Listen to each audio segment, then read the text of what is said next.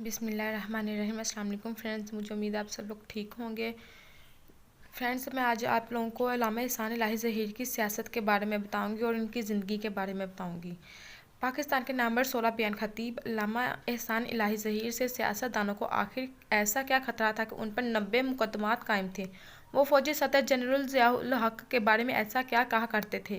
کیا آپ جانتے ہیں کہ عطا اللہ شاہ بخاری ثانی کہلائے جانے والے علامہ احسان وہ پہلے پاکستانی عالم دین تھے جسے بم دھماکے کے ساتھ اڑا دیا گیا؟ تو دوستو، آج میں اہل حدیث کے نامور سماجی شخصیت علامہ احسان الہی ظہیر کے مکمل حالات زندگی آپ سے شیئر کرنے والی ہوں۔ 31 مئی 1945 کو سیالکوٹ میں حاجی ظہور کے گھر میں بیٹے نے ایک آنکھ کھولی جس کا نام احسان الہی رکھا گیا چونکہ ان کا خاندان دیندار تھا۔ یہی وجہ تھی کہ ظہور صاحب نے احسان الہی کو مدرسے میں داخل کروایا۔ انہوں نے صرف 9 برس کی عمر میں قرآن پاک کو حفظ کر لیا اور سعادت حاصل کر لی۔ 9 سالہ احسان الہی کو یہ اعزاز بھی حاصل تھا۔ انہوں نے رمضان میں تراویح میں قرآن مجید کو سنایا۔ احسان الہی ظہیر کو بچپن سے ہی خطابت کا شوق تھا اور ہوتا کیوں نہ، ان کے گھر میں مولانا عطا اللہ شاہ بخاری کی خطابت کا چرچا تھا اور زمانے میں سیالکوٹ احراق کا گھر تھا اور احسان الہی ظہیر دین دان کا سلسلہ جاری رکھا اور وہ گجرانوالہ اور فیصل آباد کے مدارس میں زیر تعلیم رہے۔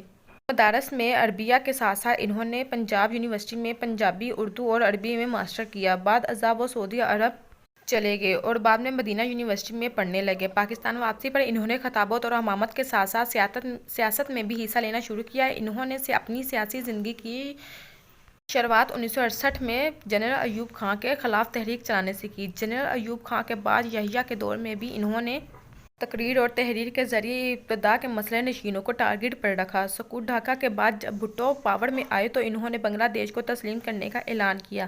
احسان ظہیر نے بڑی شدت کے ساتھ بنگلہ دیش نہ ظہور تحریک میں حصہ لے لیا۔ اس موقع پر علامہ احسان الہی ظہیر نے اپنے چھوٹے بیٹے جو 4 ماہ کا تھا ابتسام الہی ظہیر کو دیکھتے ہوئے کہا کہ اگر یہ میرا بیٹا کٹ جائے، مر جائے تو شاید مجھے اتنا افسوس نہ ہوتا جتنا پاکستان کے ٹوٹ جانے کا ہوا تھا۔ جلد ہی انہوں نے ایک سیاسی دان کو پارٹی کو جوائن کیا جو اپنی جلسوں میں اعلان کیا کرتے تھے کہ بھٹو کو کوہالہ کے پل پر پھانسی دے گا۔ علامہ احسان الہی ظہیر 1972 میں ایئر مارشل ریٹائرڈ عسکر خان کے تحریک استقلال میں شامل ہوئے تو حکومت نے ان پر قتل کے جھوٹے مقدمات بنا دیے۔ جلد ہی انہیں استقلال کا مرکزی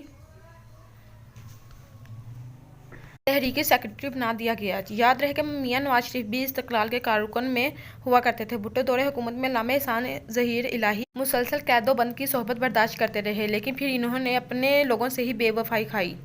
بے وفائی کی وجہ سے 1978 میں ہی تحریک استقلال سے علیحدگی اختیار کر لی۔ بھٹو کے دور حکومت میں ان پر 95 مقدمات راغب کیے گئے تھے۔ بھٹو کے دور حکومت میں انہوں نے ختم نبوت میں بہت جوش و خروش میں حصہ لیا۔ علامہ احسان الہی ظہیر بھلا کے خطیب تھے۔ ان کا انداز خطابت ایسا تھا کہ سننے والے دھک گر کر رہ جاتے تھے۔ اپنی پیاری آواز سے اقتدار کے حوالوں میں لرزہ طاری کرنے والے علامہ احسان الہی ظہیر عالمی اسکالرز میں بھی ہوا کرتا تھا۔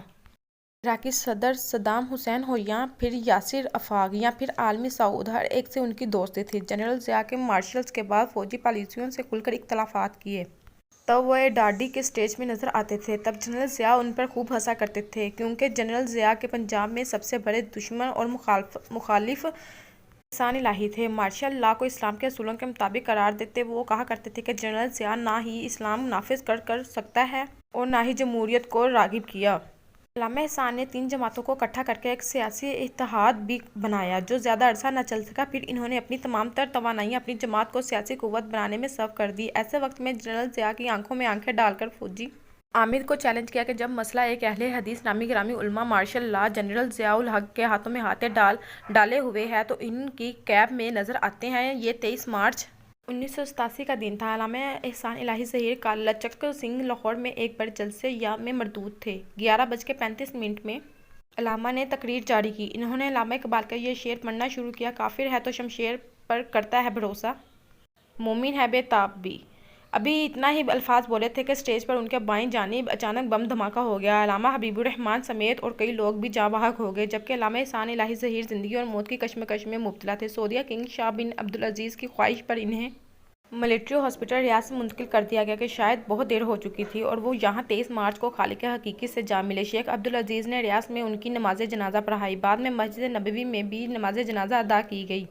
سرکاری اعزاز کے ساتھ انہیں مدینہ شریف میں جنت البقیع میں تمام مال کے پہلو میں سپرد خاک کر دیا گیا۔ یاد رہے کہ مسئلے کے بعد اہل حدیث کے علامہ احسان الہی ظہیر پاکستان کے وہ پہلے مذہبی رہنما تھے جن کو بم دھماکے سے اڑا دیا گیا۔ علامہ صاحب نے اپنی تبلیغی اور تنظیمی مصروفات کے باوجود بھی کئی کتابیں تحریر کی، جن میں اردو، عربی، فارسی اور انگریزی شامل ہے۔ ان کی کتب کا دنیا میں کئی ممالک میں ترجمہ ہو چکا ہے اور چند ایک کتب دنیا میں بڑی یونیورسٹیز کے نصاب میں شامل ہیں۔